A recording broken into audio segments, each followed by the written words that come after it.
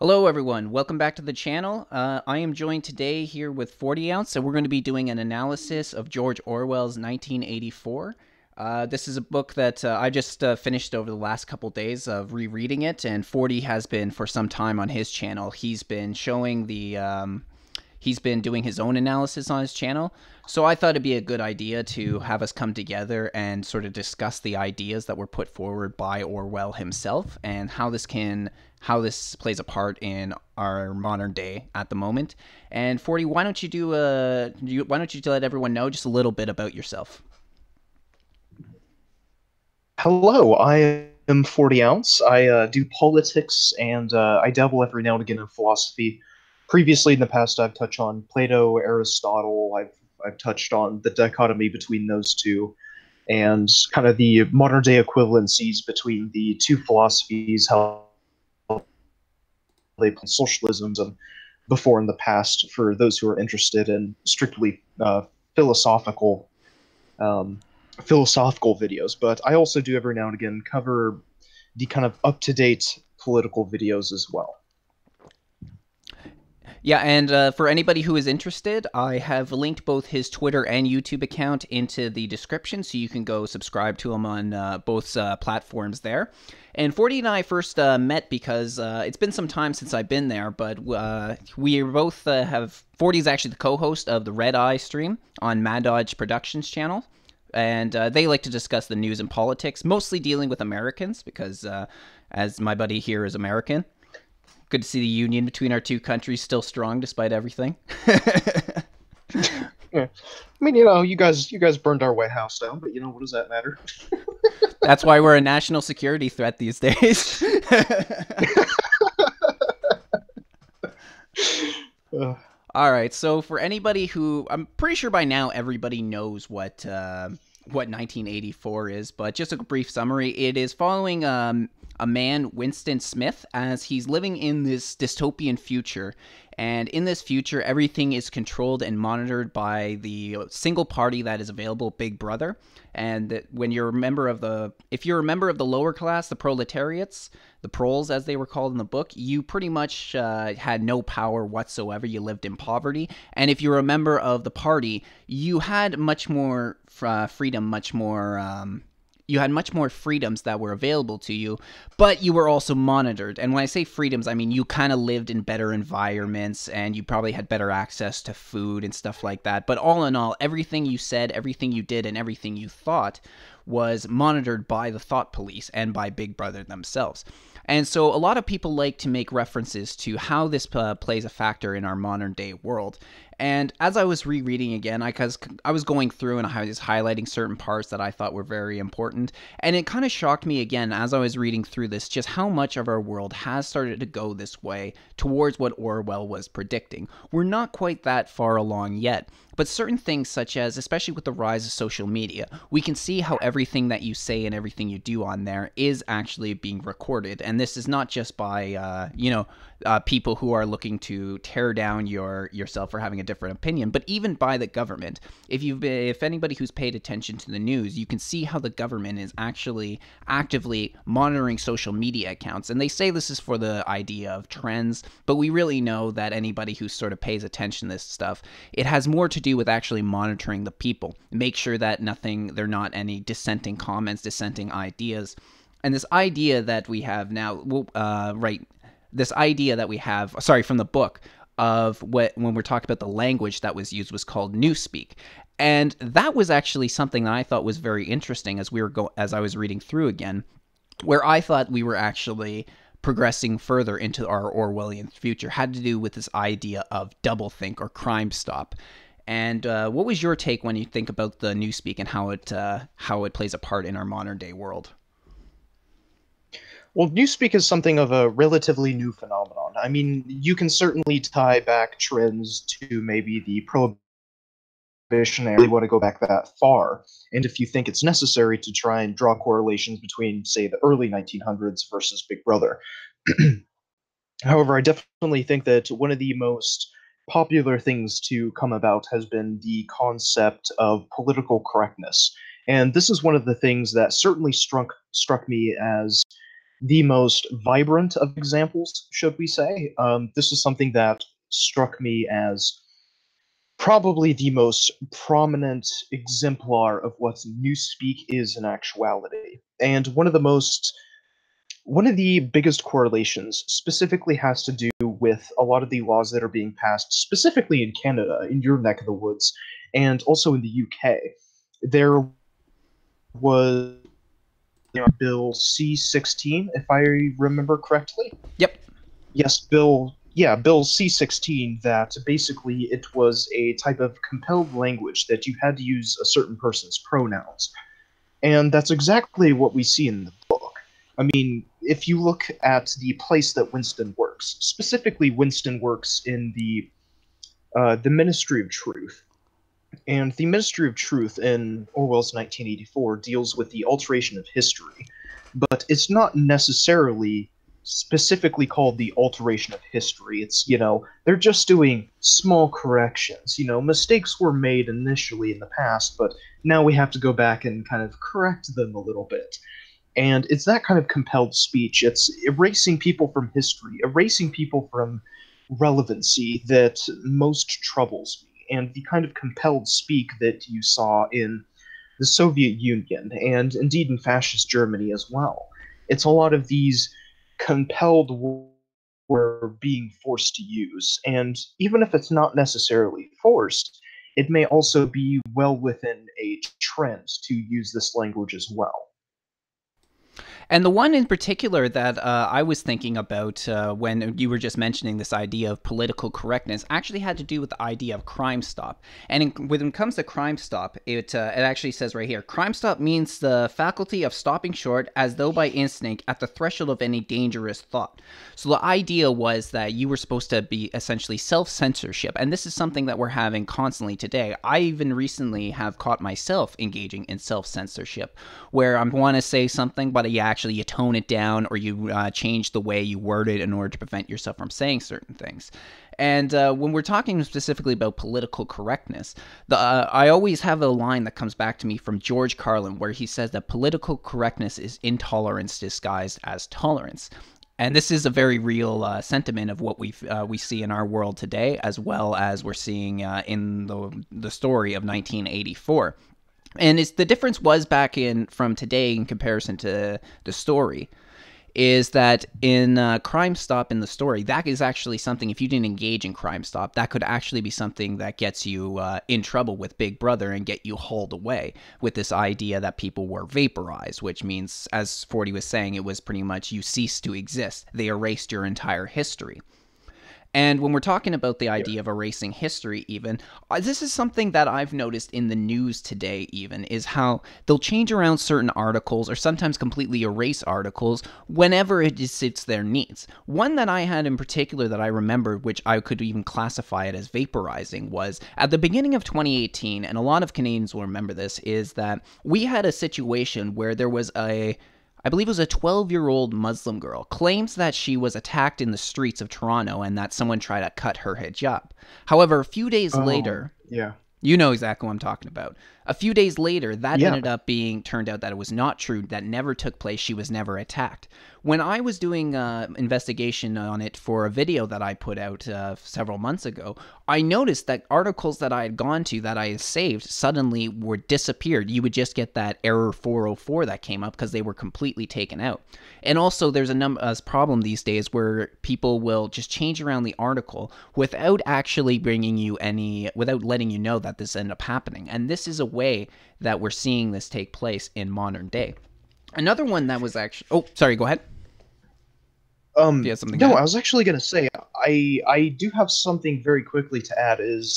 I oh gosh darn it, I should have maybe brought this up. I didn't anticipate that we would be talking about the alteration of news articles, but I did do a video some time ago where I actually examined a very specific website. If I can pull it up, I will certainly post it in the comments section, because this is something of this is something that is quite interesting, I have to admit. But there is actually a website that does catalogs made by CNN and Fox News articles posted on their website. And they do track the alterations, and they track the time, the date, and articles have been edited, 10 to 15 times within a 24-hour time period. So this is something, what you're talking about, the alteration or even the deletion of news articles. This is something that is of grave concern, because they will jump the gun, so to speak, and they will initially report on certain news articles, but they will go back on if it suits their narrative, so to speak. Yeah, absolutely. And just letting you know that there was a lot of choppiness that came with the video play, so I ended up just turning off the webcam for now, just because otherwise it just looks really bad. Sorry about that, everyone. I'm trying to get this whole situation worked out. But what was the name again of that? What was the name of that website you said it was? Because I think I missed it there, where they're tracking all the articles that have been changed. I actually said I could not necessarily remember the name of the website, but I will certainly post it in the comments section. I did do a video on it previously, but they do track a lot of the news articles posted by major publishers. Okay, fair enough. And this is also the dangers that we see when we see that so much of our information is controlled by a certain group of people, whether that be the press or happens to be the government itself. And that's why, actually, while the internet can be a bit of a disadvantage for us because it catalogs everything we say, this is actually where we've also seen that there has been advantages for the common people out there, because with the rise of the internet and being able to interact and get the information out, anything that is being withheld by the government or by the news corporations, that information can now be brought out, and people can actually look for it for themselves. And there's been several situations where that has come out where something that's being withheld is being made available. One that I could see. One that I've seen many, many times is that for the sake of political correctness, we see how certain names of certain people, usually of the Islamic faith, whenever something happens, are actually withheld. And I actually have a buddy of mine who I sometimes stream with as well. His name's Little Gray Cells. He's actually several times has called out some of the news corporations when they don't release the name, because he's very good at research. So if there's something he's on about, he will find the information he's looking for. So there have been times where he finds names that have been released by maybe smaller publications or people who are closer to the story. And then when some of the more bigger broadcasting corporations are refusing to withhold the name, he has actually called them out for it on Twitter. In fact, one time he did that, and he forced the Canadian Broadcast Corporation to change around one of its articles because it was withholding the name. He commented on them on Twitter, and seriously, it was within 2 minutes or maybe less. The article was changed around. Next time he went to go check it out, they had finally broadcast the name. So that's one advantage that I see that we actually have with the rise of the internet, despite the fact we have websites such as Facebook and Twitter doing everything they can to shadow ban people and keep them from spreading the information. When we're talking about newspeak too, the other one that was very prevalent throughout the book was doublethink. And doublethink, as it says in the book, says, doublethink lies at the very heart of INGSOC, which stands for English Socialism, since the essential act of the party is to use conscious deception while retaining the firmness of purpose that goes with a complete honesty, to tell deliberate lies while genuinely believing them, to forget any fact that has become inconvenient, and then, when it becomes necessary again, to draw it back from oblivion for just so long as it is needed, to deny the existence of objective reality, and all the while to take account for the reality which one denies. All this is indispensable as necessary. And that is actually something I see a lot coming from, especially when we're talking about the far left political spectrum. A lot of the social justice warriors and the snowflakes out there is how they say they forget any facts that become inconvenient to them. And denying objective reality. Those are two that we're seeing prevalent when it comes to this specific group of people. And in a lot of ways, this group of people that we're discussing is exactly the type of person that George Orwell had in mind when he was writing this book, especially because it has to do with English socialism. Yeah, I mean, two things came to mind, especially when I was because I do remember reading that passage specifically, and two things specifically came to mind, and that was first of all the distinction between gender and sex, because in America at least, I'm not entirely sure how it was in Canada in terms of legal definitions, but in America at least, sex and gender were synonymous. They were synonyms of each other essentially. Sex is equivalent to gender, and gender is equivalent to sex. And if you were to look at identification cards, for instance, they do kind of use the term interchangeably, it seems. And so that is certainly one distinction that I do find to be quite interesting. The other is specifically in regards to disregarding facts that are not necessarily in favor of your own personal opinion. This is something I've experienced firsthand. There was one occasion where I was on another YouTube channel, and this person was a socialist or a communist, however that person wishes to describe themselves. And I went back later to check the comments and to maybe support some of the arguments that I had made during the stream. And at one point, I had made the argument that capitalism does socialism better than socialism. It's a long story, maybe a bit of a complicated analysis there, but just for the sake of time here, I did in fact make that argument in a genuine sense. I was not trolling. And so someone didn't take me seriously, but I had come back to kind of refute some of their arguments. And it was kind of a bit of a back and forth in terms of citing statistics. And one thing I noticed is that they would disregard my statistics that I had stated and would assert their own, even though I had stated, such and such statistic. They would just simply rebuff it by ignorance alone. And that's something I frequently see on the far left. Not so much the center left, as the center left is very much like the center right nowadays, very much open to any study that's done, any public or private study for that matter, in regards to wealth or economic stability or whatever the case might be. But that is something I have seen specifically on the far left. They they refute your arguments by sheer ignorance, and they will simply ignore any argument that's in your favor. It doesn't matter if it's economic or social in nature. Um, the refutation, how should I say it? The refuting of your arguments is based on ignorance in the most literal sense, I should say.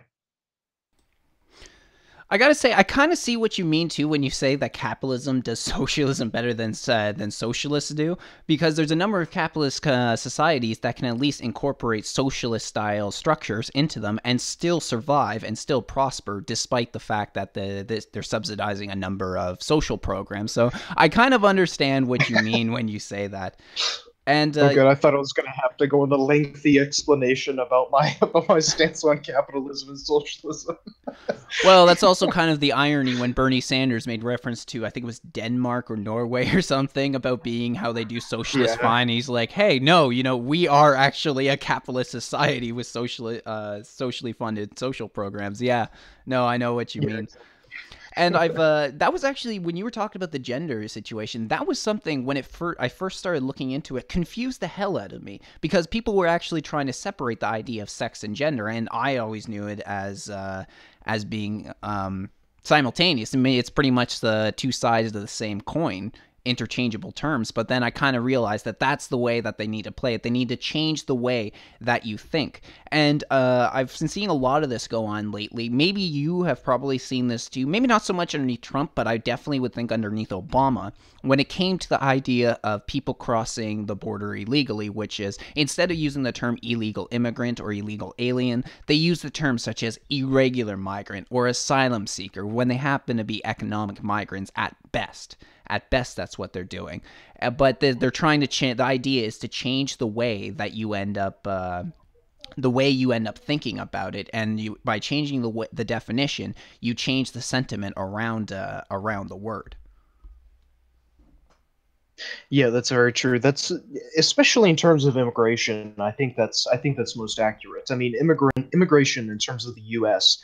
has taken on an entirely different meaning. If you were living in, say, the late 1800s, early 1900s, an immigrant was, typically someone from maybe Ireland or Germany or something.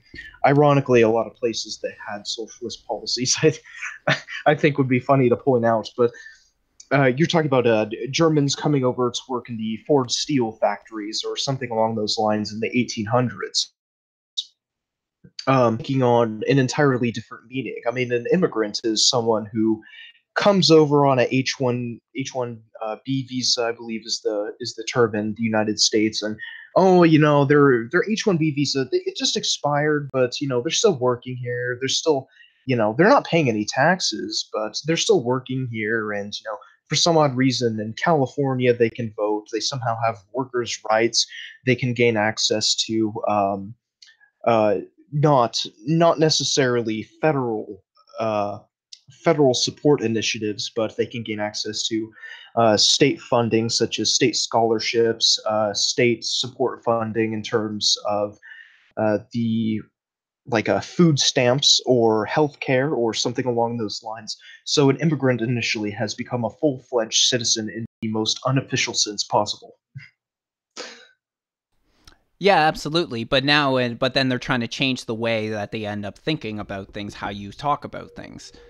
And the other thing, and when we're talking about our snowflake friends, is that we've been seeing over the last couple of years.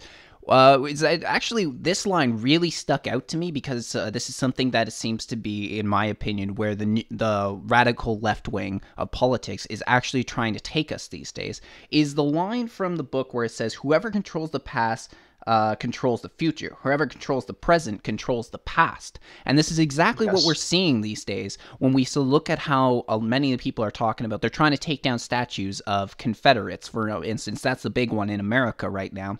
And for us up Hmm. here, what they're trying to take down has to do with I assume in America you guys had the Indian residential schools as well.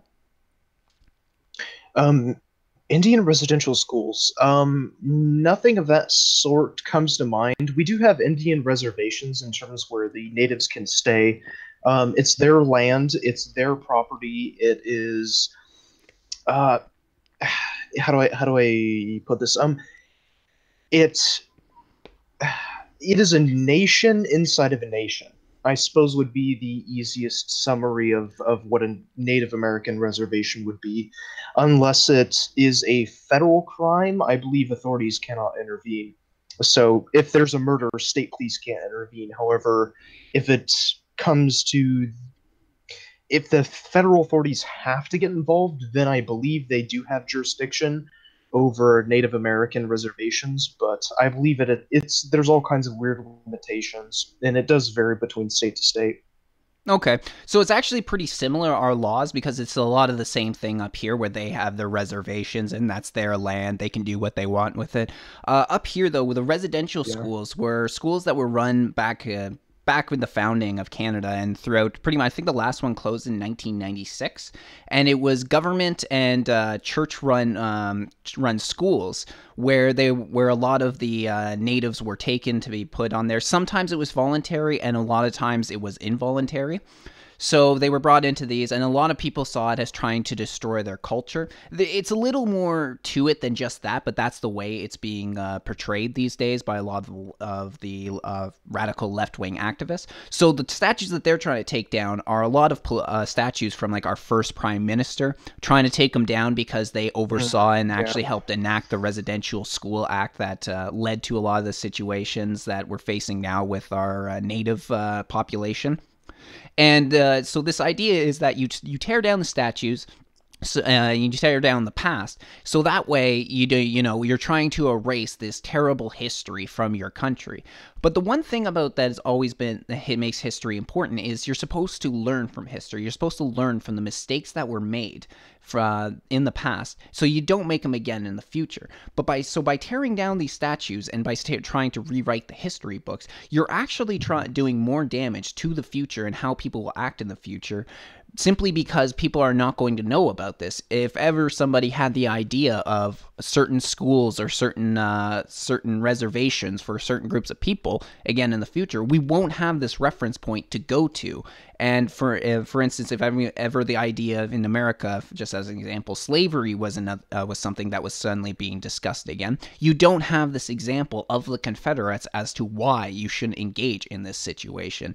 And I'm sure it goes even farther than that. Like you could definitely do a more logical breakdown than what I've just done as to the problems. But from the surface, this is where we're seeing the problems of erasing the past. But the whole idea is to, as we just stated, is that it's to control the present and eventually to control the future. Something that the radical left wing is definitely trying to do these days. Yeah, this is once again, it's certainly one of those passages that it rung far more true than I really wish that it did. And I do find it is quite funny to point out that we're really only talking in terms of specificity. We're only talking in realms of the Ministry of Truth. We haven't even touched on the entire world that Orwell lies out for us. But um, in terms of the alteration of history specifically, this is something that takes place in a much more wider range than even the own history of our nations. I mean, yes, there is the tearing down of Confederate statues. They have wanted to tear down the statues of prime ministers in your country. But what not a lot of people realize, and this is something that especially ticked me off when I was in high school, and I do remember this quite vividly, is that President Obama of the United States decided to make a smart aleck kind of tweet about the Crusades. And I can't necessarily remember what he was doing at the time, but I do remember seeing this tweet in the news and a few articles justifying and backing up his opinion with what they like to call facts. Um, but it goes farther than just that. I mean, Obama's tweeting about the Crusades, for instance, is one would think beyond the realms of irrelevancy, but nevertheless they find it necessary to insert their political bias and their opinions into this sector of history that one would think is somewhat irrelevant now. But I mean, you have President Obama tweeting about how the Crusades were such an awful thing and millions of Muslims were slaughtered. Nevertheless, they never talk about the fact that Vienna was under siege multiple times. I mean, the sultans have threatened to kill popes for centuries. Islamic leaders, both official and unofficial, in terms of leaders from the Islamic State, ISIS, and leaders from the Mujahideen have threatened to kill religious leaders who oppose them, who are Christian or who are Hindu or who are Jewish, whatever the religion. This is something that has been going on throughout history. Islam has been somewhat of a problem throughout the last, couple thousand years, but they don't talk about the counter narrative. They don't talk about the fact that, well, why did the Crusades really happen?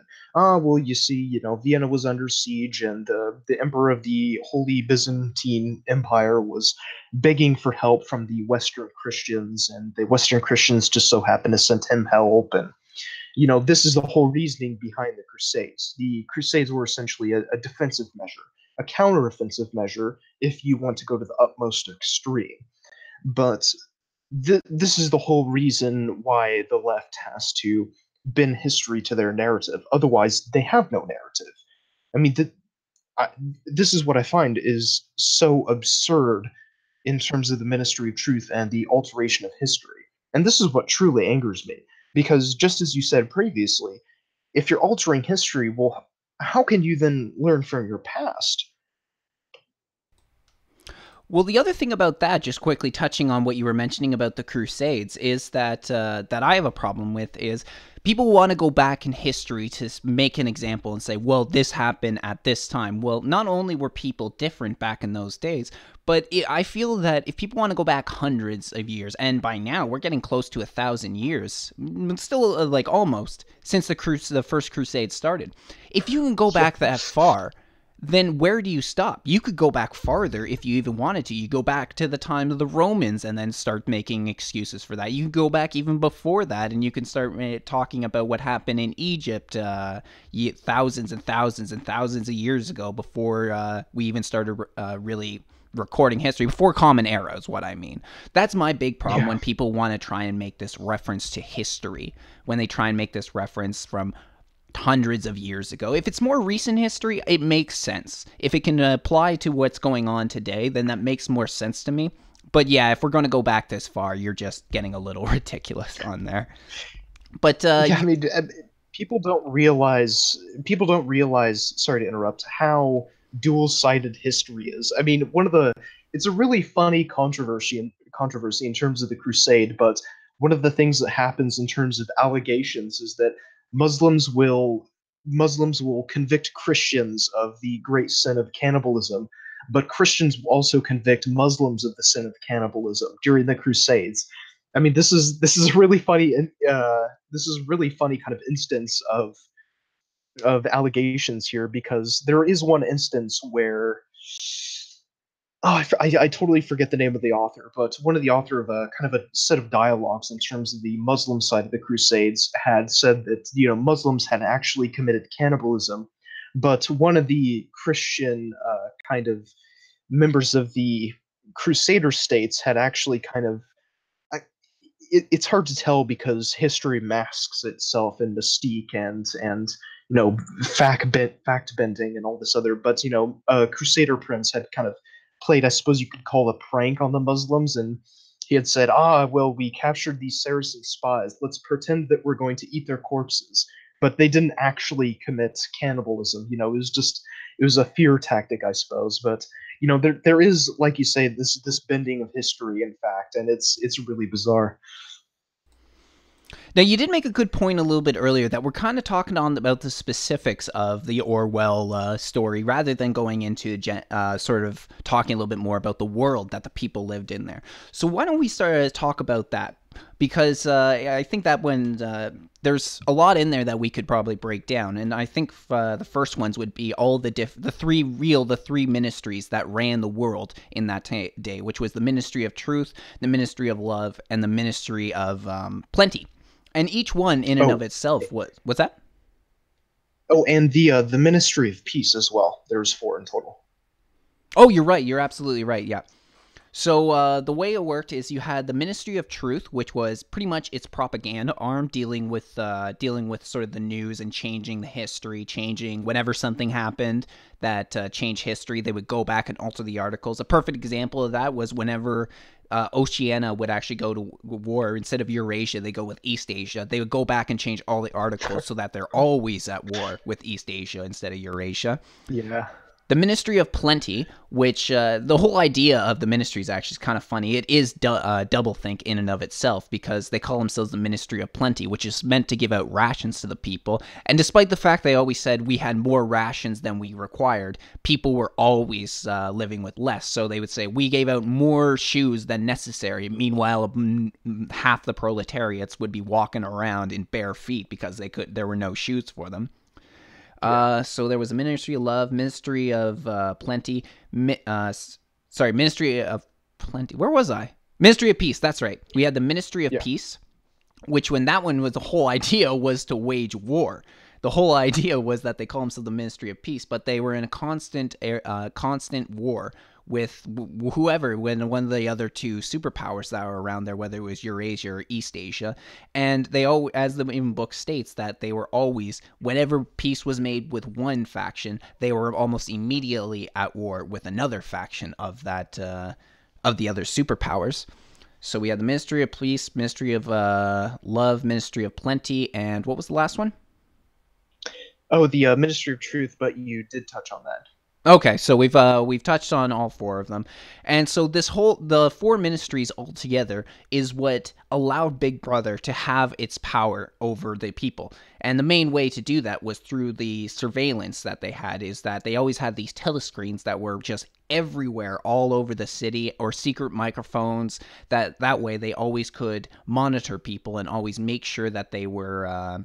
That they weren't having any bad thoughts, that they were, because there was literally the thought police in there, which is that could pretty much incriminate you for whatever you ended up doing.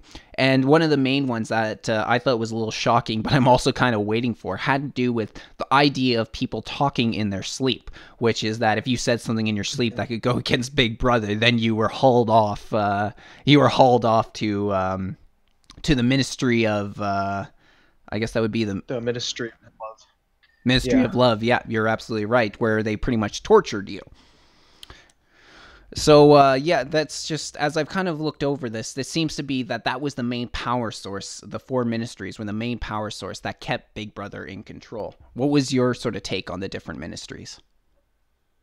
Well, it's actually quite interesting that you mention all four of the ministries because it seems as though they really do work in conjunction with one another. And this is certainly the problem you see with the expanding government, certainly the United States. From my perspective, it seems as though the United States is probably one of the nations with probably the net most expanding government. Germany is certainly up there, but it's I don't necessarily live in Germany, so I couldn't give a German perspective. I can only give an American perspective. But gosh, I mean, there's so many equivalencies to draw that it's really hard to bring one specific thing to mind. If I had to pick the most best example, it is from the first video in my series regarding the Ministry of Peace. And one thing that is quite ironic is that the United States government doles out a certain amount of funding to the the Department of Defense. So the Department of Defense is ironically conducting offensive operations in a lot of parts of the country. And that I certainly think is the most prime example of doublethink in the most literal sense. I mean, how could Department of Defense conduct offensive operations. I certainly could understand if you would be more blunt about the matter and say Ministry of War or the Department of War or whatever the case might be. But there is a lot of instances in terms of doublethink that are very malicious and that are very pervasive to the average person. Because do keep in mind that the average American citizen or Canadian citizen or German citizen, they can't necessarily garner the time to sit down and read through one of the bills that's being proposed in Parliament or Congress. And in the not so immortal words of was it John Oliver, I believe, who is host of the Daily Show in the United States. If a bill is named the Loving and Caring Act of 2018, you can be certain it's genocide. That's a good way to put it for sure.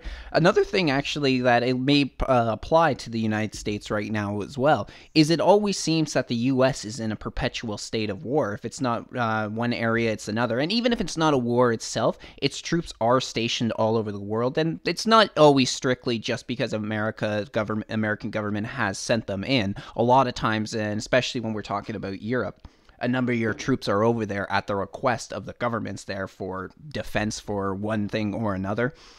But this is something that we're seeing in America, where there is so much, so all the time it seems you're in one conflict or in another. And I don't know if that has, if that could add any real relevance to the stories we're going in, because difference is it's not like you're pretending like you're always at war with this one nation or the other. But that is something that we're seeing right there through. That's kind of similar to the Orwell's world, where it was just perpetual state of war. And the other thing is, I'm trying to remember exactly what it said. Maybe I had it somewhere saved in here, but it was talking about how the idea of the war wasn't what it used to be. That war was no longer about conquering your enemy, but it's something to do with just maintaining the status quo, I think. Oh, hold on. I think I got it saved somewhere here. Hold on. To understand the nature of the present war, for in spite of the regrouping which occurs every few years, it is always the same war. And in a lot of ways, that's what it was talking about. And it kind of seems that way a lot of times. It seems like whether it's one nation or another, it seems to be a lot of the same war that's going on. And that can actually be applied to the war on terrorism right now that we've seen ever since the 9/11 attacks, that all over the world, that, and not just America, but many other countries are engaging in this war on terrorism. But it doesn't, I don't know, it doesn't seem to me like that's a war that can be won. Yeah, I mean, would you break it down and when you really think about it, terrorism is it's a very weird, analogous kind of concept. I mean, what is terrorism? Could terrorism be related to separatism? And separatism in its most official definition is a very broad thing in and of itself. I suppose it depends on how you want to quantify separatism and terrorism and all these other definitions that we use to quantify one another. However, you're certainly right. Something like the war against terrorism, it's very analogous. I mean, who do we consider terrorists? People who the United States consider terrorists aren't necessarily considered terrorists in Russia or China or Germany or any other nation. We all have different standards. There's no one unifying standard as to how we quantify terrorism. And so you're certainly right in terms of the modern perspective as to how the Ministry of Love may operate in terms of the constant waging of war. But how did we do this in the past? Another thing was communism. And that's not to say that there weren't legitimate threats of communism infringing on the United States or Canada or Europe. But communism is one of those things that was certainly used as a uh, it was certainly used as a kind of uh, how should I say it? It was certainly used to justify interventions. And that's not to say whether one intervention was more just than another or whatever the argument may be. But broadly speaking, communism was one of those things that was used to justify the intervention into Vietnam and the need to free Eastern Germany and the need to free Eastern Europe from the grasp of communism. And I think that is probably one of the biggest things that stood out to me in terms of relations to the past is the kind of the Western fight against communism.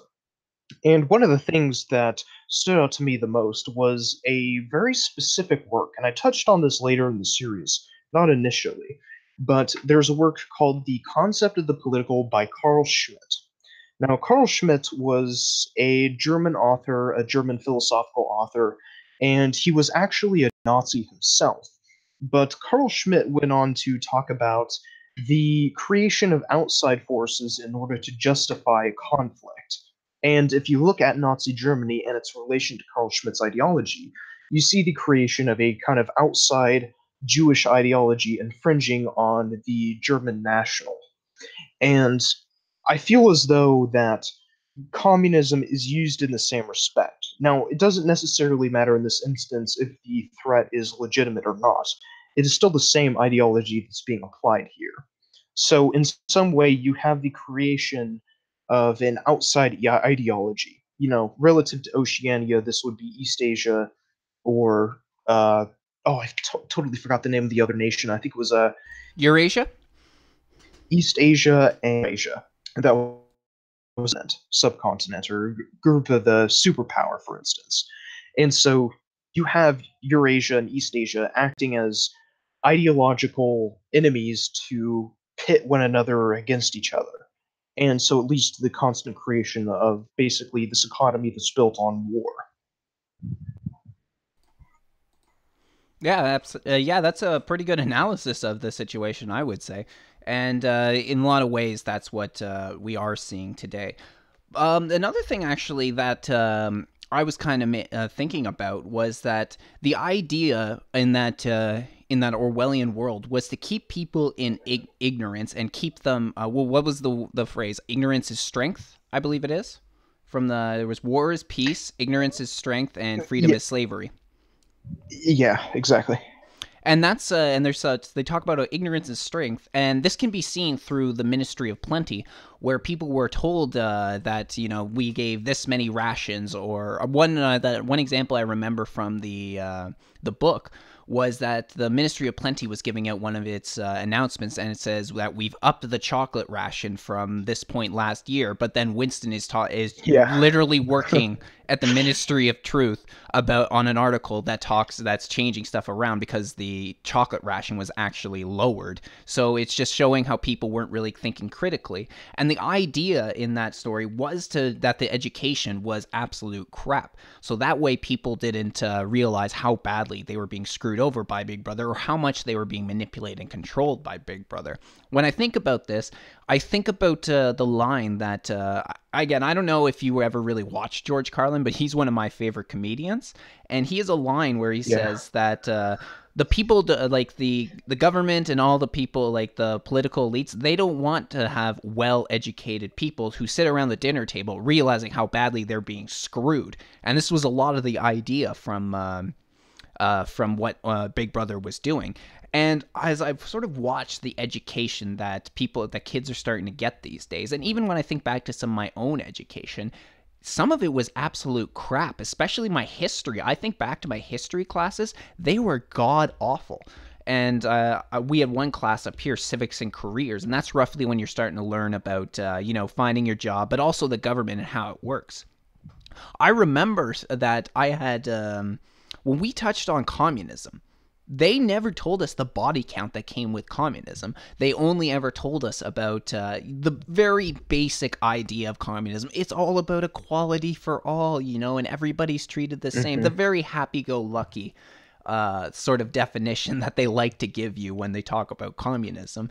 But then even today, I see that the sort of things that kids are being, how they're being treated, or what they're being told. Actually, my mother-in-law is a teacher, and she's telling me that now kids can't fail.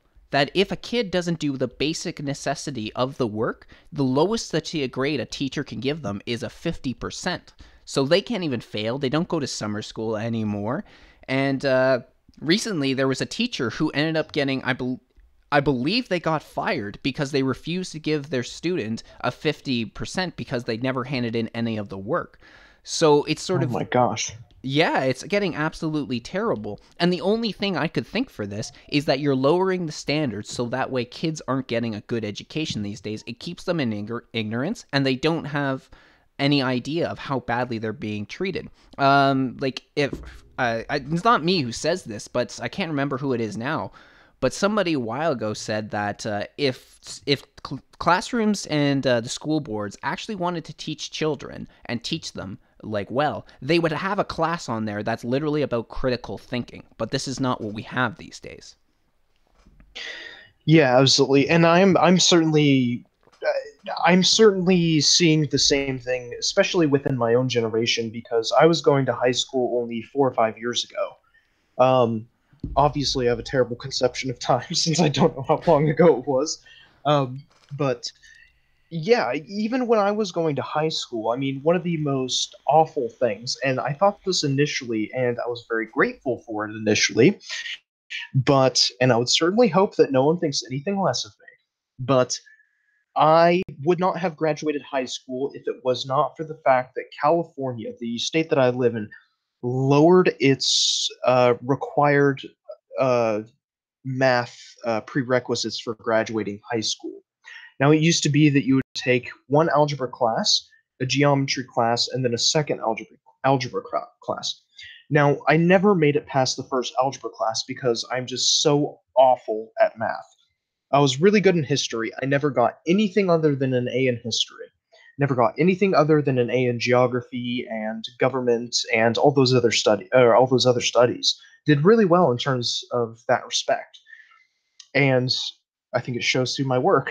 But in terms of math, I was awful, and I would not have graduated math except for the fact that they lowered the standard, and I was able to graduate high school.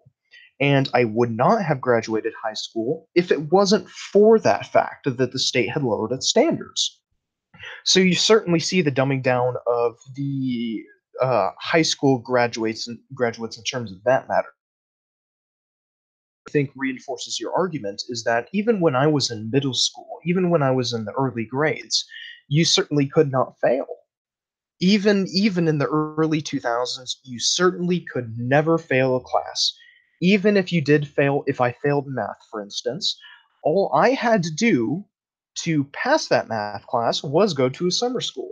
It didn't matter how well I did in terms of the summer school, as long as I attended summer school, I passed with what essentially was the lowest grade for the requisite. So it doesn't matter. As long as you fulfill the necessary prerequisites, you pass the class. And that's what I think is disturbing is that standards all across the country have lowered. I mean, even if it's to my detriment, I would much rather be the stupidest person in an incredibly smart population than, the smartest person in an And the smartest person in in a dumb population. Yeah, I know what you mean on that. I kind of have similar feelings on that. Is that I don't try and act like I'm some intellectual. I'm just a dumbass here with a computer that decide to start up a YouTube channel. But I feel very similar on that. Is that, and in a lot of ways, that was the same thing for me. It is. Well, I actually did fail grade 10 math. I didn't have the best didn't have the best work ethic, especially when it came to high school. But so for me, it was all about achieving the bare minimum in order to get by. But as I started getting older, I realized how detrimental that was, and I guess I kind of changed that around once I became more of a worker in the workforce. I've actually been a lot of times. My bosses have told me that I have a really good work ethic and that I'll do whatever's necessary to get the job done. So that makes me feel better about that.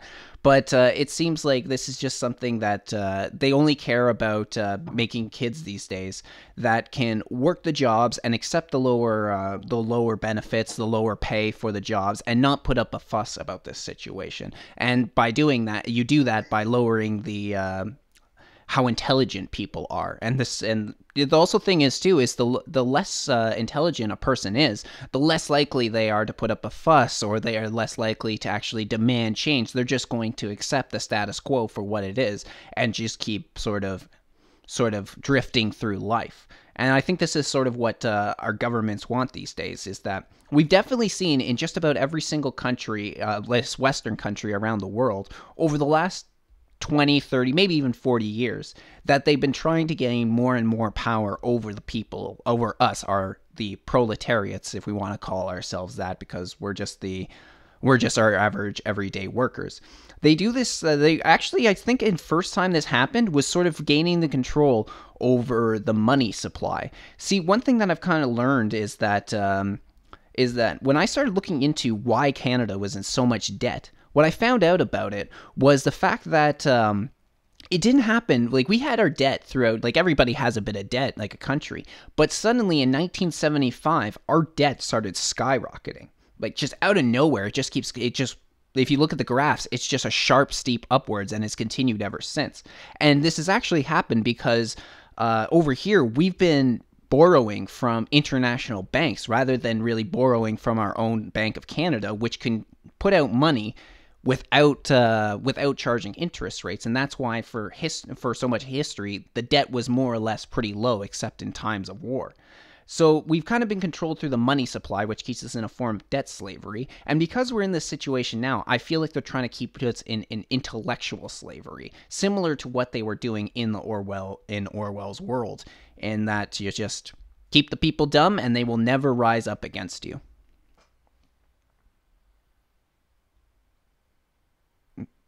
You still there? Did I lose 40? Uh-oh, I think I lost. I don't know. I think I may have lost him. Hold on, everyone.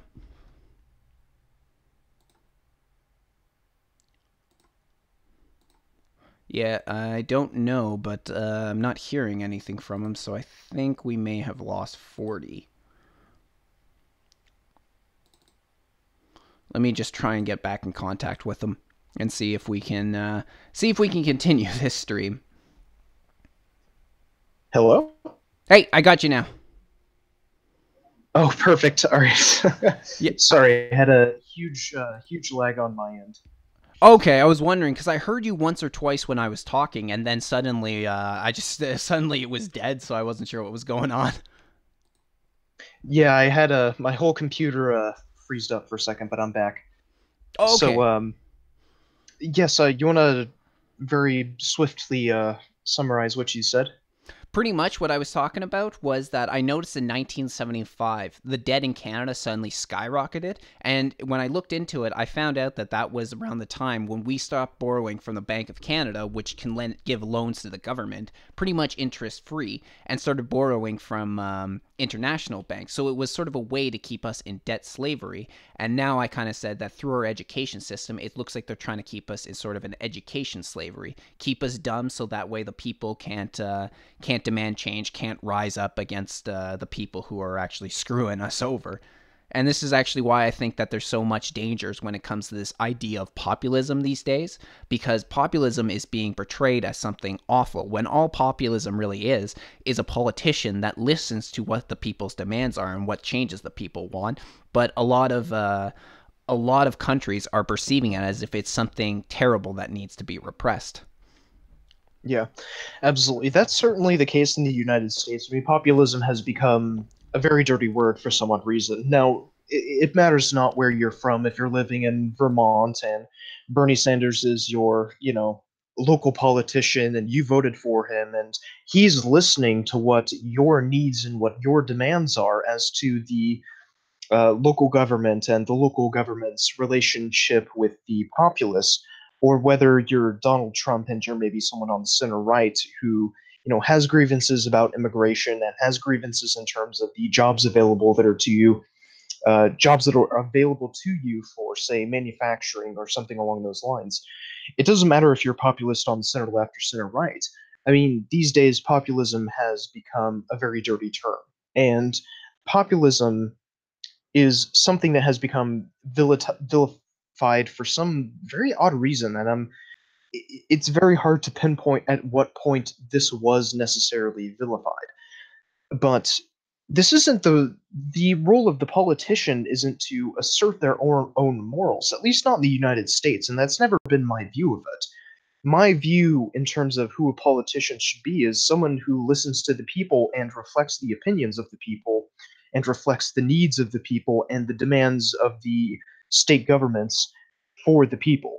And then those people go out and make the necessary changes in the name of the people. So I've never understood why populism has been a dirty term. No, not that's the same boat here. How I feel, I've never really understood it either, and I've noticed how people like I think Viktor Orban is the name of the new Italian prime minister. I think. I believe so. Yeah. So Viktor Orban has that he ran on a populist platform, and he ended up winning in Italy, and that was because they're having a lot of real problems, mostly with immigration right now. And so there was a very real reason why he ended up winning. Someone like Marine Le Pen who almost won in the French election a year or two ago, and it was for a lot of the same reasons. You had Donald Trump who ended up you had Donald Trump who ran on a populist platform, and he ran because for a long time the politicians weren't listening to what the people wanted. It was sort of that really elite point of view where it's they know best and the people just need to, follow their leadership. And that's why we're having so much of a political revolution throughout the world these days.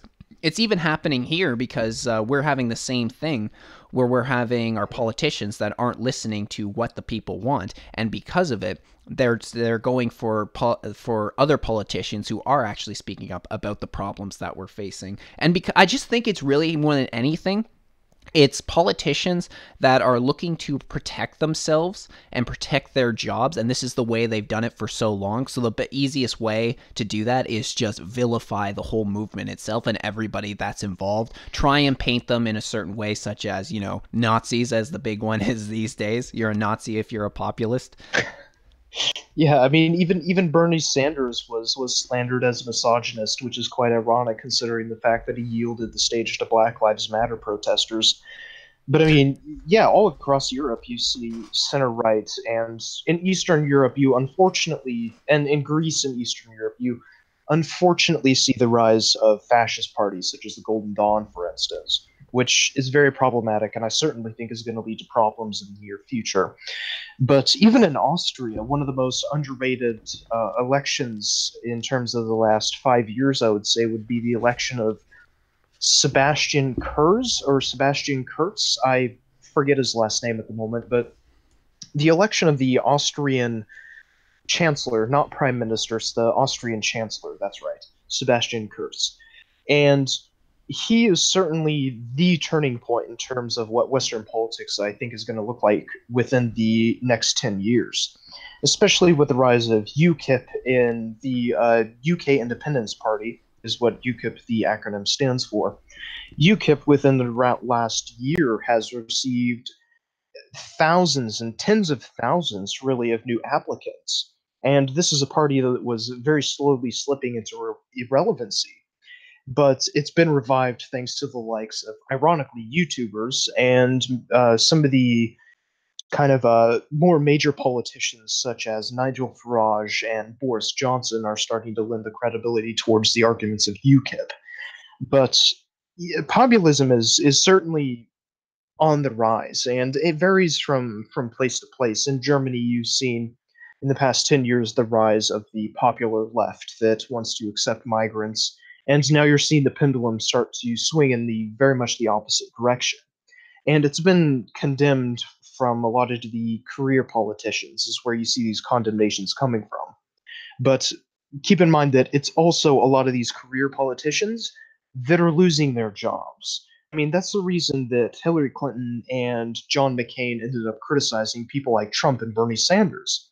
Trump and Bernie Sanders are very real people. They speak their minds. Whether you agree with them or disagree with them, it matters not. There are opinions that both Bernie Sanders and Trump hold that I don't agree with. But nevertheless, I do respect these people quite immensely because they're real people and because I have no doubt in my mind that if these people were given a set of amendments by the populace that they represent, their constituency, I have no doubt in my mind that they would go out of their way to reflect the constituency's demand. And that's what you're seeing all across Europe. A lot of career politicians are starting to attack populists. And they're attacking in a very vicious, vitriolic way too. I mean, one thing that I thought was ridiculous was we just Canada and America, we just solidified our NAFTA negotiation, the U.S. Mexico Canada agreement now. But one thing that Yeah. really pissed me off about the people who were negotiating for our side was right before this final round happened, about a week before it was finally announced that the agreement was signed, was that the person who was negotiating for our side, Chrystia Freeland, she ended up going, like, right before she goes to negotiate NAFTA, she sits on this panel of I think about 3 people, and it's called "Taking on the Tyrant." And in that whole thing, one of the main people that they point at being a tyrant is Donald Trump, which I thought was Yeah. absolutely ridiculous, considering how he won through a democratic process.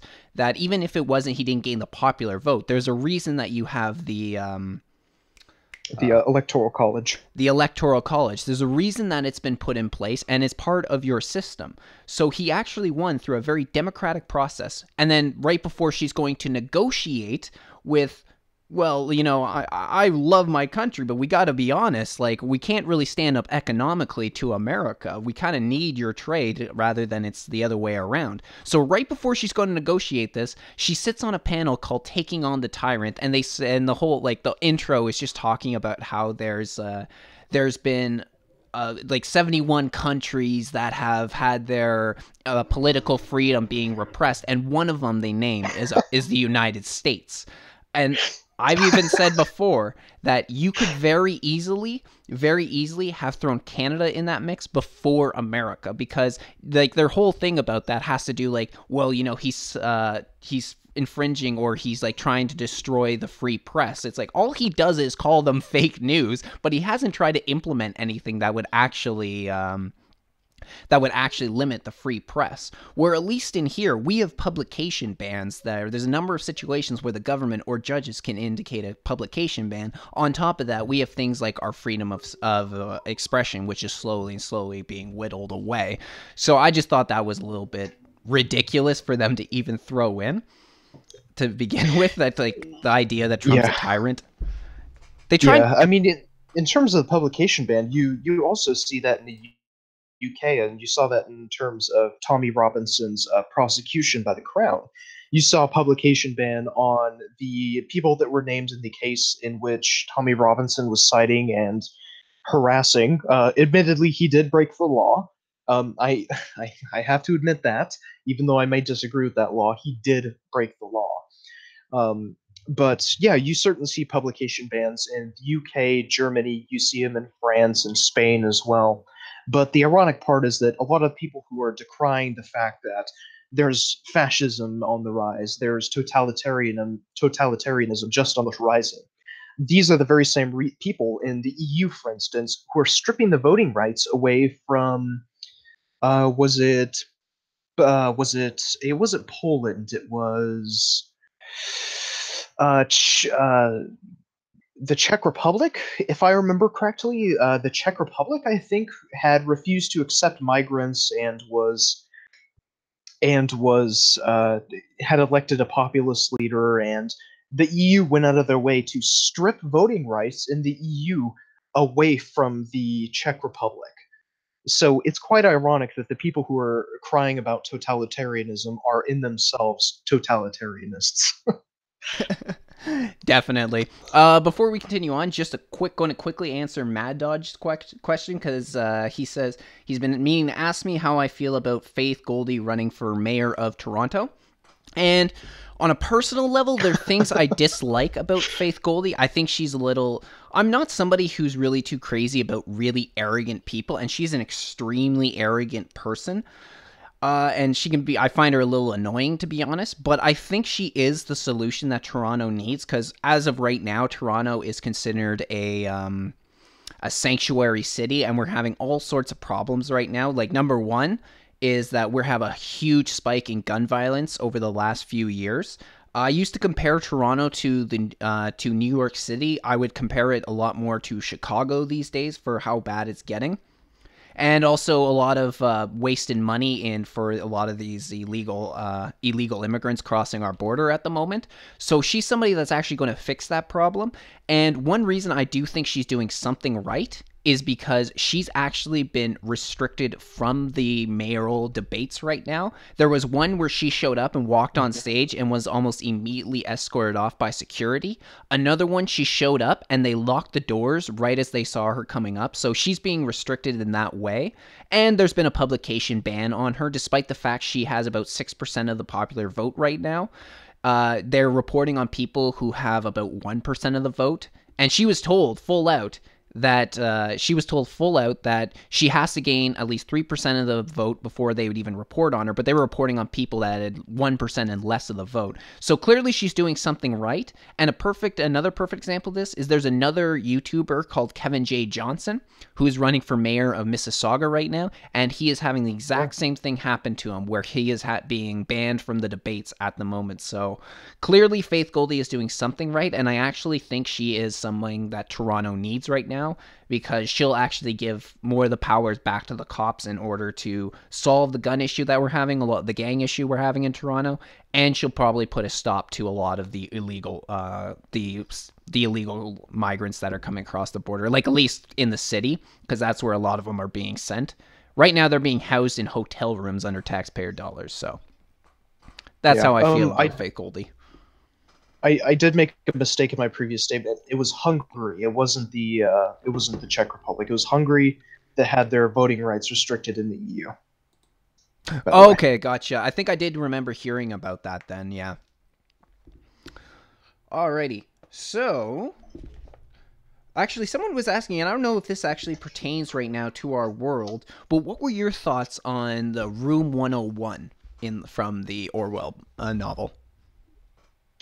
Yeah, Room 101, that's something that's referenced not so often. It's referenced every once in a while, but only in the most vaguest of senses.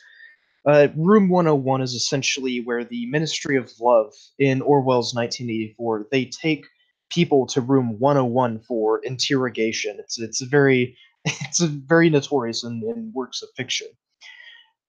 They'll take people who have committed wrongthink or who have violated the treatises of doublethink, and they'll take them to Room 101 and they'll interrogate them to see if they're spies for East Asia or Eurasia, or to see if they're working with, I forget the name of the kind of insurgent leader, Goldstein, I believe his name is. The Brotherhood? Who is the leader of the insurgency against Oceania, the superpower government. And they'll basically interrogate people, they'll brainwash people so that they love Oceania again. They love Big Brother once more. And that's something you certainly see in major politics, and again in kind of somewhat of like high school and middle school to some degree. You really in high school only learn about the two major political parties, and that is the Democrats and the Republicans. You never are really told about the Green Party. You're never told about the Libertarian Party. You're never told about the, I think it's called the Futurist Party. In the United States, the Futurist Party holds their policymakers that are more concerned with like cybernetic augmentations and AI and a lot of that stuff, which is in and of itself, but it is one of those parties that's kind of the odd man out, and they're not necessarily touched upon. So you do see that to a certain extent. Only the two mainline parties are really talked about. And even within respects to history, like you don't hear much about the Bull Moose Party unless it's in reference to Theodore Roosevelt. You don't hear about a lot of these parties that are outside of the mainstream, and that's something that I think is most representative of Room 101. And maybe it was just at least for right now in the Orwell novel, it was a little bit of an extremist example in compared to modern day. But they would also once you were brought into room 101, you were also tortured through what was your biggest fear. For Winston, when he was brought to room Yeah. 101, he always had a huge fear of rats. So they pulled a really nasty move of pretty much hooking up a cage to his face and letting the hungry rats go gnaw at him, which they kind of gloss over. So I'm still not 100% if that actually ended up happening or whether they put him through that or not.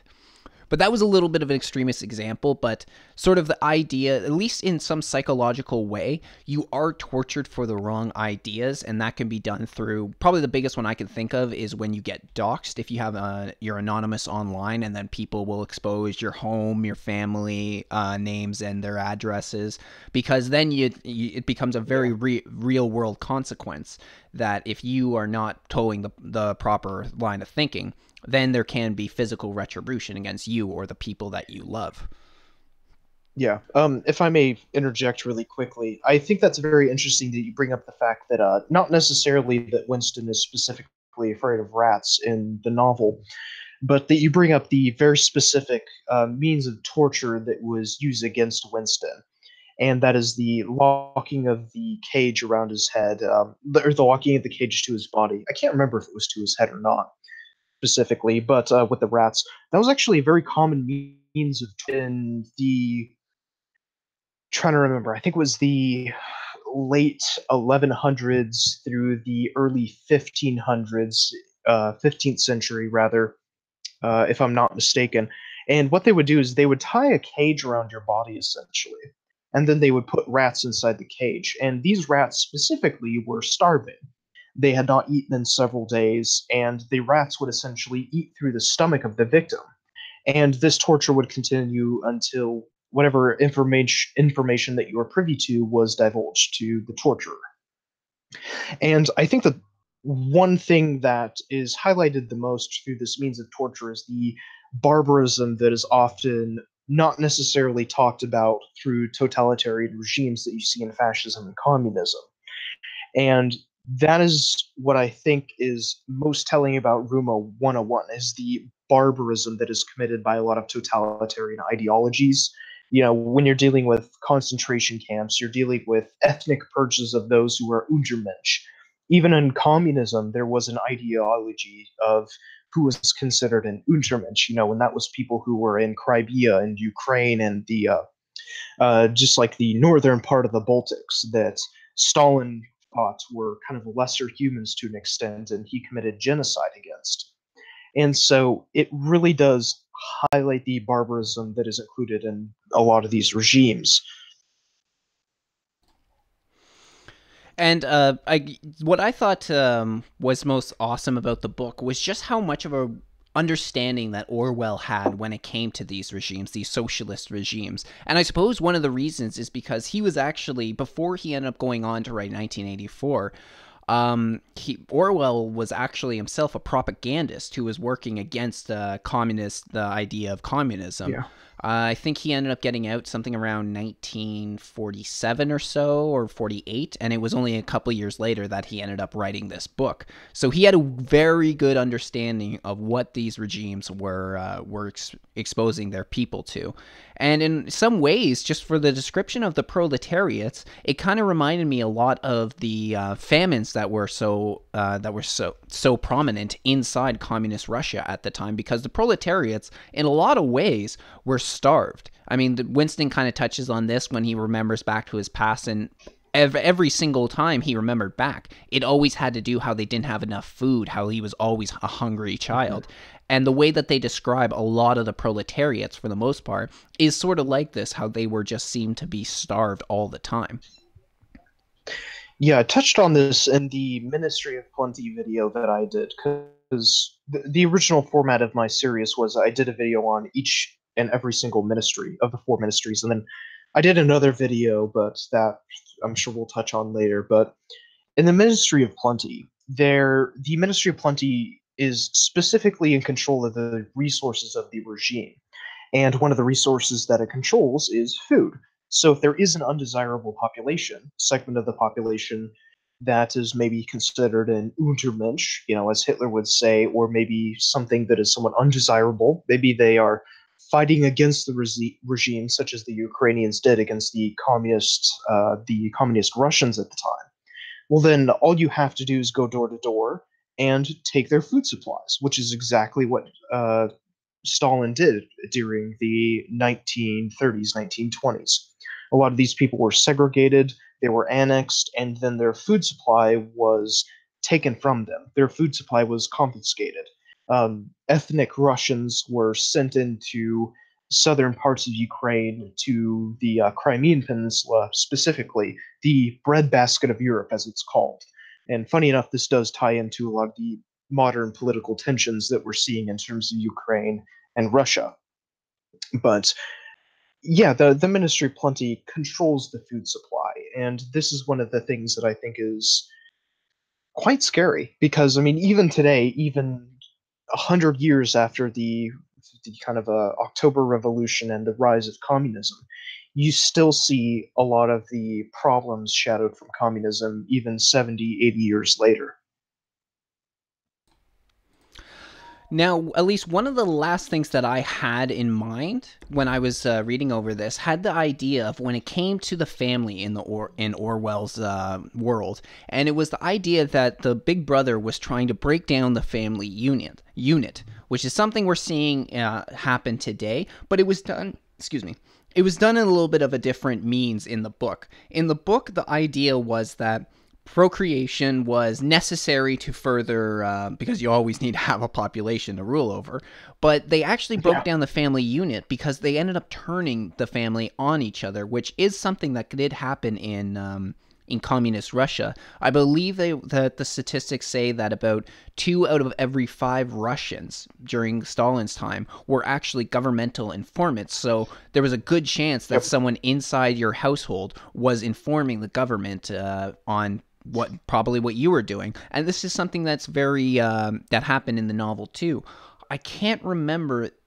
I think his name was Parsons. Was somebody who worked with Winston. He ended up he was talking. He was very proud of his kids because his kids were very taken with the ideology of Big Brother, and they were part of the spy camps that were there. But in the end, he ended up getting turned in by his own daughter, I believe it was. That because she heard him mumbling something in his sleep, something along. I think she ended up saying like "down with Big Brother" or something like that, and she turned him into the government. And because of that, he ended up getting taken in to the Ministry of Love, and eventually, whether it happened by the time the book ended, I'm not sure, but eventually he was without a doubt going to get vaporized because of it. So the whole idea was to break down the family unit, and even Winston's torturer O'Brien, he ended up even stating during Mhm. while he was torturing Winston that eventually they would completely destroy the family unit. And this is something that, in at least in some regards, we are seeing these days, where the family unit is slowly being broken down. Yeah, and I mean the breakdown of the family unit. This is something that a lot of people will attribute to communism and fascism specifically, due to the fact that they did kind of brainwash a lot of children to become informants, essentially, to the state. But this is actually quite an this ideology dates back quite far, actually. If anyone has ever read Plato's The Republic, this is something that Plato advocates for to some extent.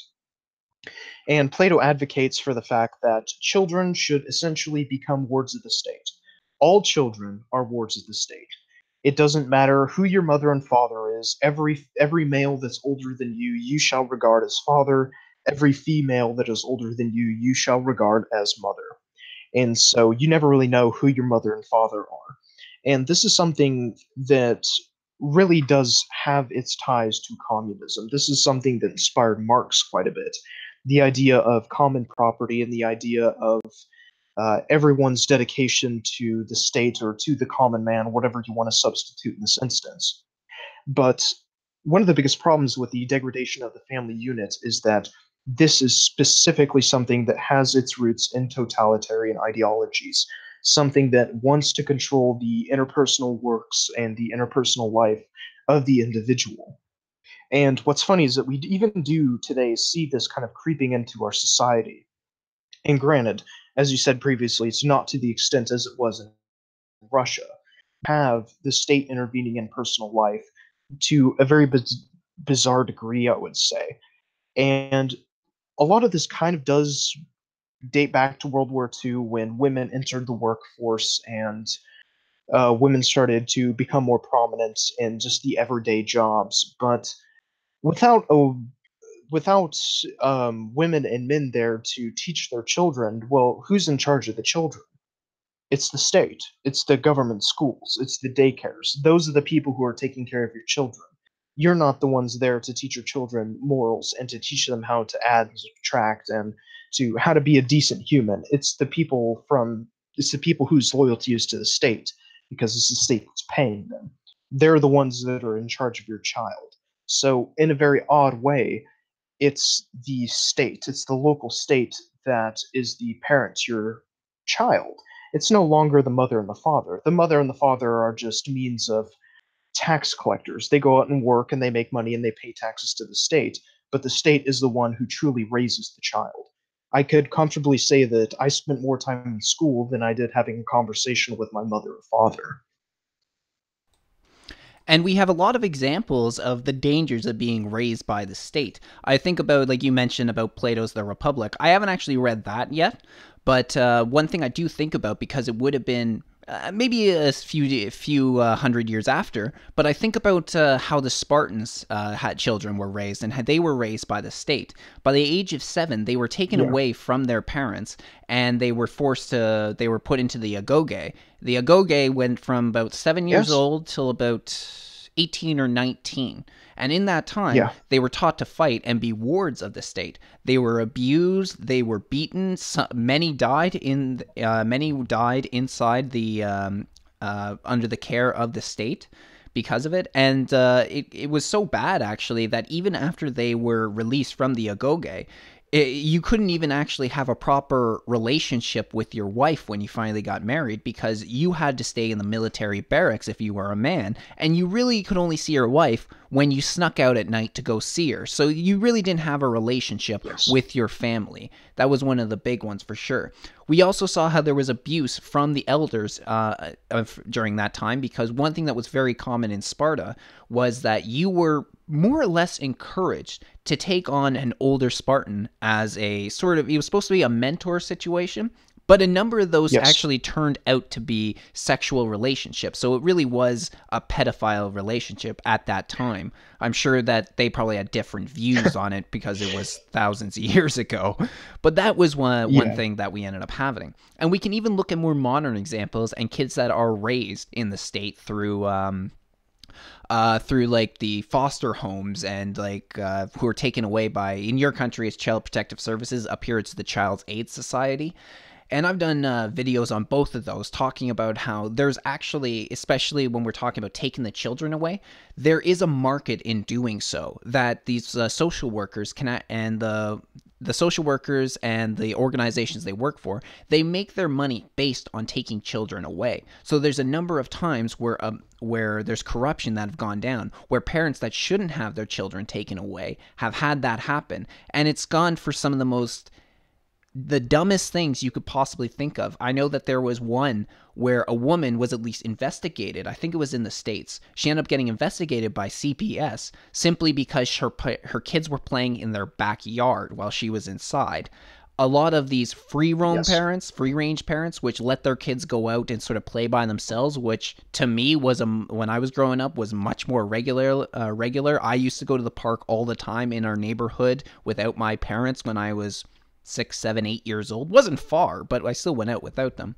But they are certainly getting investigated because of it. And when you look into the sort of treatment that they get inside of the underneath the protection of foster parents, or this underneath CPS, CAS itself, many of them are abused. Many of them are sexually abused, and there's plenty of situations where they're, even though they don't really have much in the way of mental disorders, they're put on all sorts of drugs in order to keep them under control. So we can see how the idea of having your kids raised by the state actually is a much worse idea than it originally sounds. It doesn't sound good to begin with, but when you actually look into the details, it's a lot worse than you think. Yeah, absolutely. I'm very glad that you know your history. I was going to mention that myself, the Agoge and the Spartans and so forth.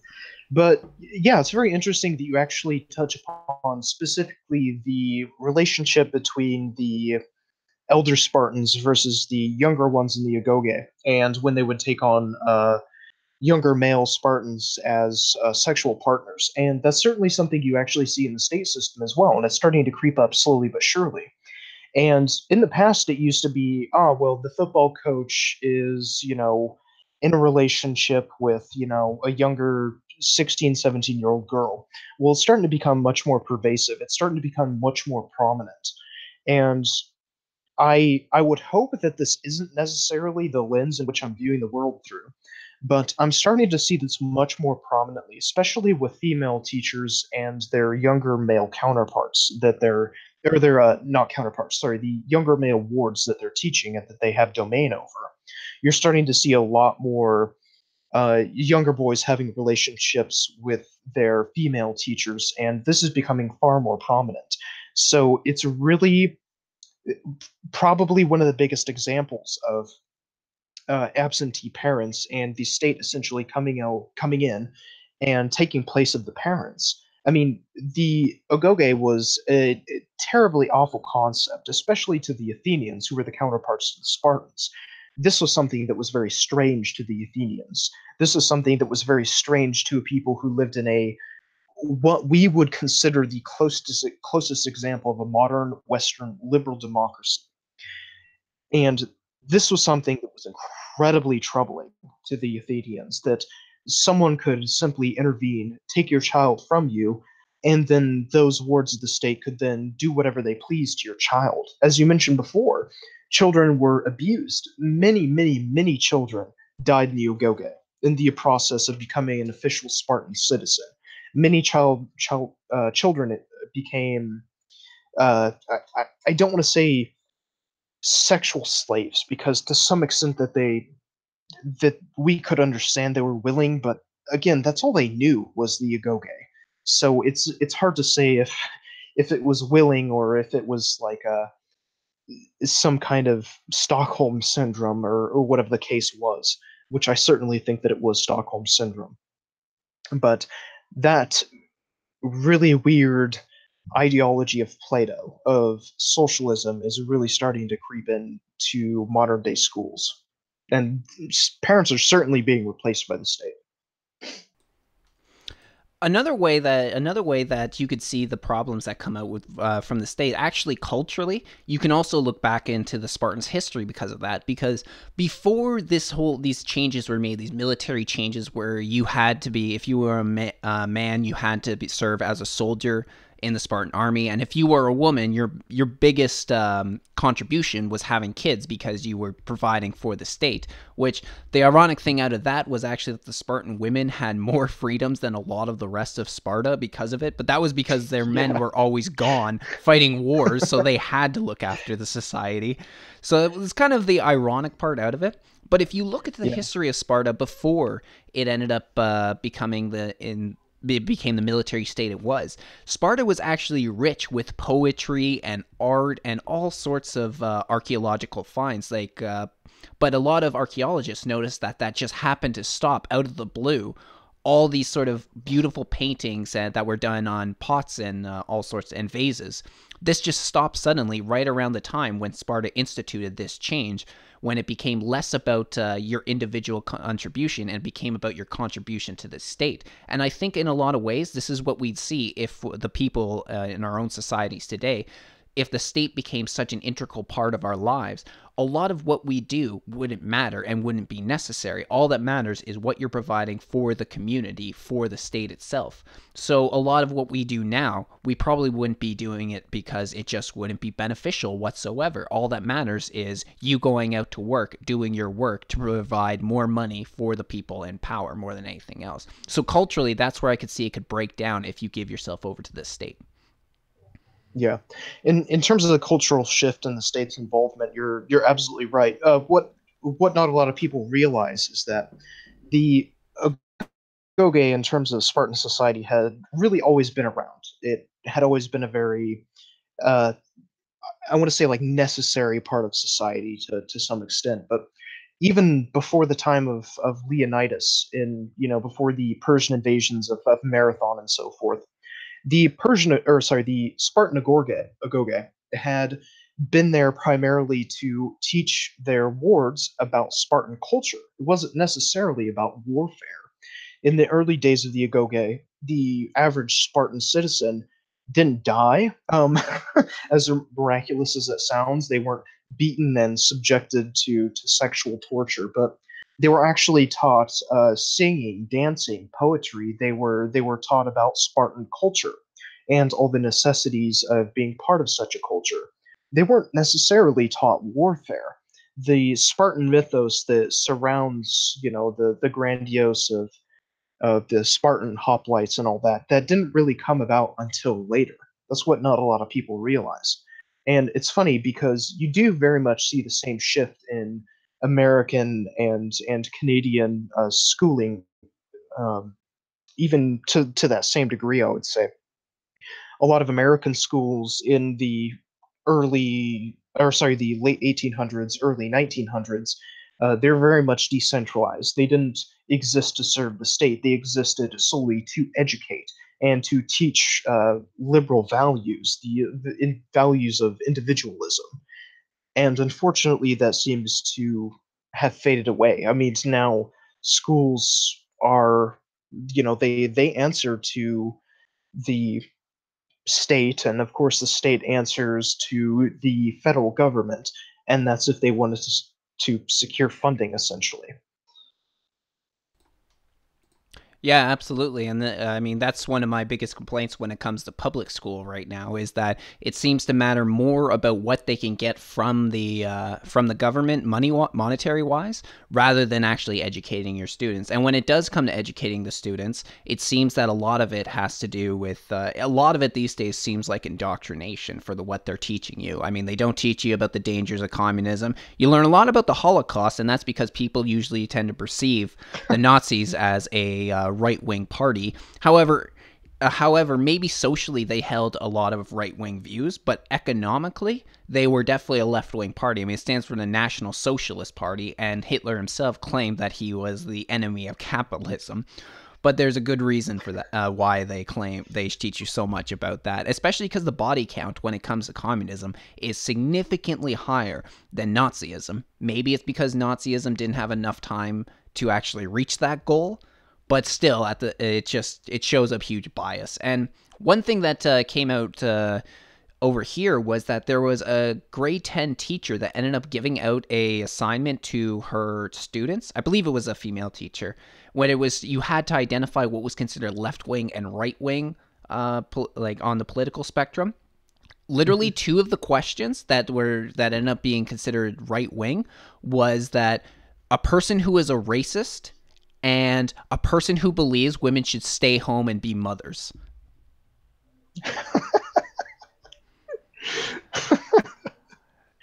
I mean, I wouldn't call those right wing. I'd just say those were traditionalist views. I mean, there's left wing and right wing traditionalism. That's a very that's a bit reductionist, I would say.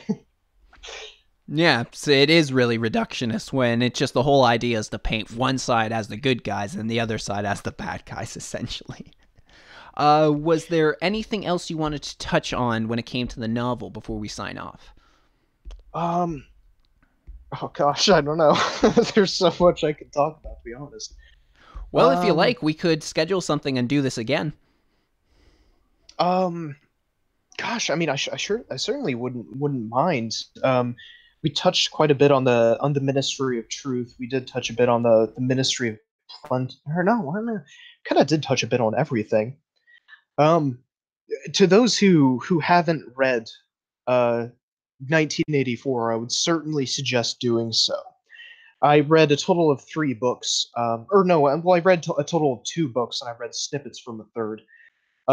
But another two books to read on top of this that I would think would couple 1984 quite excellently is The Concept of the Political by Carl Schmitt, as I stated earlier. And he's the Nazi who who wrote about basically the manufacturing of external ideologies to create a kind of faux enemy and unite the people, and very much what they did in Oceania in 1984.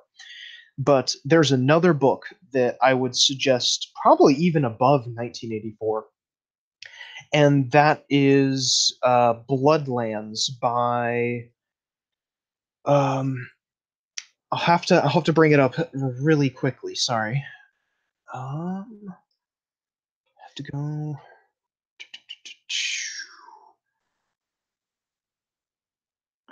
Um, Here we go. It's called Bloodlands: Europe Between Hitler and Stalin, and the author is Timothy Snyder.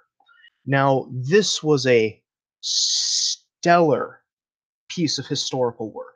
If you ever want to know the absolute blood-wrenching tale of Eastern Europe, that it was essentially sandwiched in between fascism and communism. This is the book to read. This was a stellar work of of uh, history. Sorry, and essentially, some of the most gut-wrenching parts were probably about the reign of Stalin over Ukraine that we were talking about earlier, and that is as you said previously, a lot of people in school like to talk about the Holocaust, but no one talks about the events that were the Holodomor, and the Holodomor is essentially the Holocaust to the Eastern Europeans. And this is essentially when Stalin came to power, deemed Eastern Europeans and Slavs and people in the kind of like the northern part of the Balkans. He deemed them as Hitler's version of the Untermensch, and they were eliminated through the means of the Ministry of Plenty. He controlled the food production. He controlled what they could eat, when they could eat, and he exported all that other food to the United States, ironically. But Bloodlands is a magnificent work of history. If anyone ever wants to see the true horrors of fascism and communism, this is the book to read.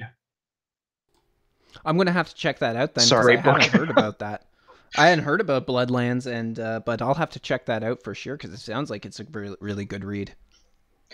Yeah, Timothy Snyder touches on even some of the events regarding cannibalism that took place in Eastern Europe under the reign of Stalin. And let me tell you, there were I'm a pretty tough dude, but yeah, no, there were some passages that I read, and it was it was really hard not to cry. Not gonna lie. I can imagine. I've been reading. I've read through the Gulag Archipelago. I do, yes, yeah.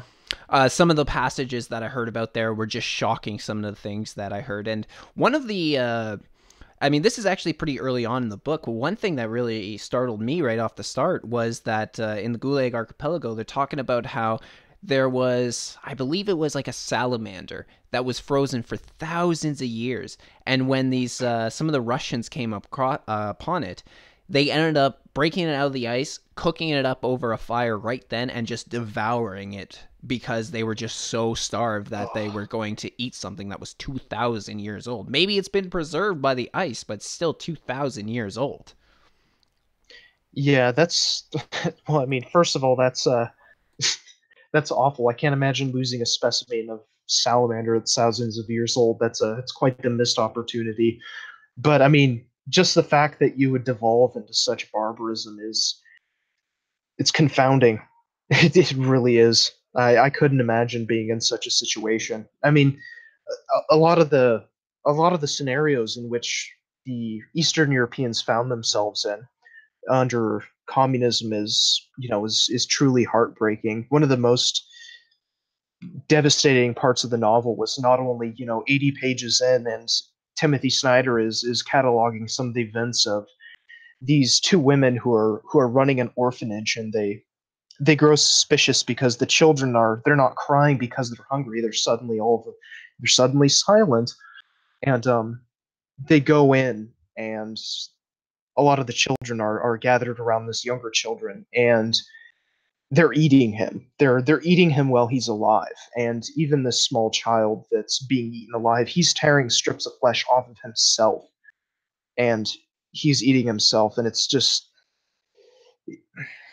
I don't know. It's really hard to talk about because it is really disturbing, and I have such a incredible aversion to cannibalism personally. But yeah, a lot of this does tie into totalitarianism. A lot of it does really tie into 1984, and Orwell touches on a lot of this. He really does.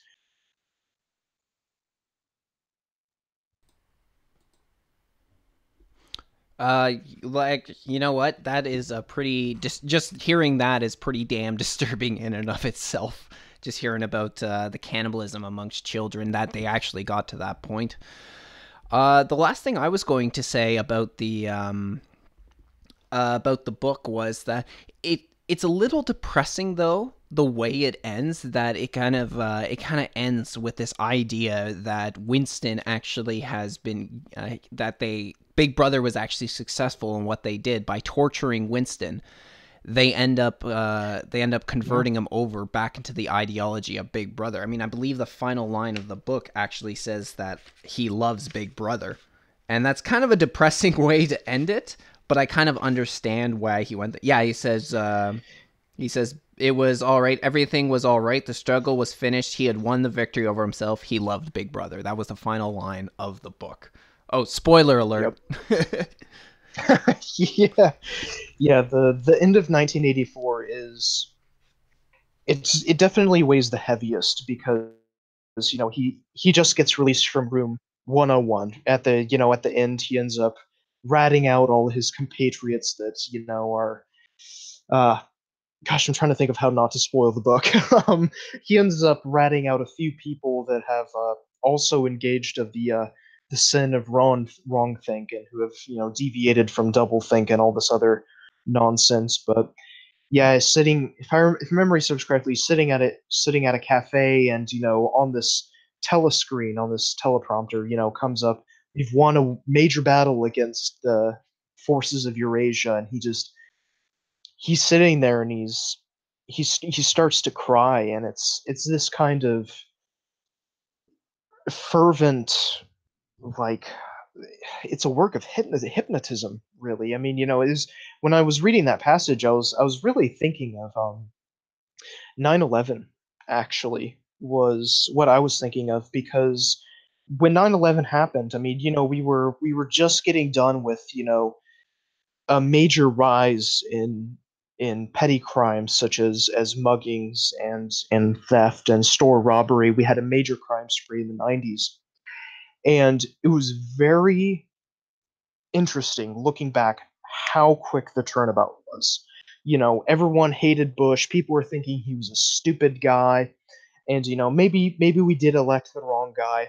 But then Bush comes out, and he starts talking about Jesus, how much he loves the United States. And it's really interesting how that turnabout was, how much everyone talks about how it was such a time of unification. We've never been more united against terrorism and all these other ideologies that want to see our liberal democracies fall. But it certainly reminded me of that. And maybe that's a weird distinction to make, or a weird correlation rather to make, but that's definitely what it reminded me of. Kind of fervent nationalism, or fervent brainwashing to some degree. I can understand where you're coming from, because it's one thing for someone from another country to sort of think about that or see that on TV. It's another thing when it's actually you, when it's your country, your people that are burning in that building, and to just see that happen, it really would resonate a lot harder with you. I can understand that. I did want to say that I get the feeling that this entire stream was considered wrongthink, though. Yeah, certainly. So if you went, I'll message you on Discord if you want to do some more analysis of 1984 or some more dystopian stories out there. I'm totally up for it. Yeah, absolutely. I absolutely loved 1984. I loved Orwell's work, and I was thinking about giving Animal Farm a read. So maybe we can get a book club going. Sounds good to me, man. Sounds awesome. At least we're reading the right books. Yeah, exactly. All right, 40. Thank you for joining me today on the podcast. And again, if you wanted to, I think you said shadow this video, go for it. I think it'd be awesome to spread this sort of stream around. Yeah, I'll definitely take you up on that offer. And thank you very much for having me. I really appreciate it. It's been tons of fun. Loved our conversation. Me too, man. Everybody go and subscribe to 40 Ounce on Twitter and YouTube. Again, I've dropped the links in the description, so it should be easy to find. There's no excuse why you shouldn't do it. Alrighty, man. I'll be in contact with you over the next couple days. Sound good? Sounds excellent. I'll talk to you later. All right. Bye. And I hope you all enjoyed the stream. It was great to have 40 Ounce on the channel and to talk about all this stuff. And I'm sure that we'll be back here again very soon, doing another one of these analysis of one of the dystopian novels. It's an interesting conversation to have, especially to have somebody who knows their shit like 40 does. He definitely is well versed in this sort of thing, and also with philosophy, his background in philosophy, that definitely helps. So we'll be back here again soon, doing another one of these, whether it's on 1984 or something else. We'll end up seeing. But I want to thank you all for joining us as well on the podcast today. I'm Adrian Lloyd, and this is just my stupid opinion.